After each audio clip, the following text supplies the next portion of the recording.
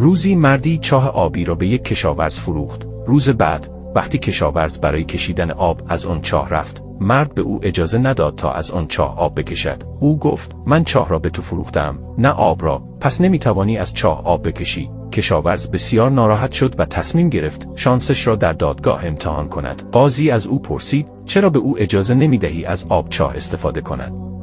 تو چاه را به این کشاورز فروخته ای؟ مرد پاسخ داد: جناب، من چاه را به کشاورز فروختم، نه آب را. او هیچ حقی برای کشیدن آب از چاه ندارد. قاضی با لبخند گفت: خب، اما به این نکته توجه کن. از آنجایی که تو چاه را به این کشاورز فروخته ای و ادعا می‌کنی که آب مال تو است، بنابراین هیچ حقی برای نگه داشتن آب خود در چاه کشاورز نداری. یا باید اجاره‌ای به کشاورز بپردازی تا بتوانی آب خود را در چاه او نگه داری، یا باید به سرعت آب خود را از چاه او بیرون بکشی. مرد فهمید که ترفندش شکست خورده و قاضی او را فریب داده است. قاضی گفت: سعی نکن تقلب کنی، تو در نهایت برای اون هزینه خواهی پرداخت، صرف نظر از اینکه چقدر فکر می‌کنی باهوش هستی.